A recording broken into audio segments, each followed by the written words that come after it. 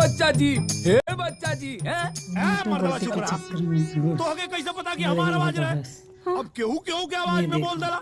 हाँ, ए तनी तू बोला था ए बेटा जी। ये देख ए बेटा जी। हाय देखो, अमिताभ बच्चन की आवाज में बोल दे, लेकर मतलब का नोखा बाल्टी अमिताभ बच्चन क्या? ए राम बाबू, नाटक मत करो।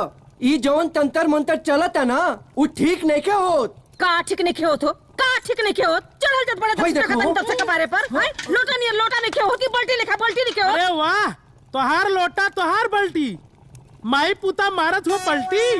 अब कल रात से गांव में पहरा परी, जे भी मिली वो चाहे मर्द हो चाहे मेहरारू, ओकर कपार छील के ओकरा मुंहे पे करिका लगा के गधा पे बैठा के पूरा गांव घुमावल जाई। घुमाया घुमा ये पूरा परिवार नौटंकी बाज हो गइल बा। चला लोग, चला यहाँ चला। अरे हाय लोटा बा बाल्टी अजय तो जकर होई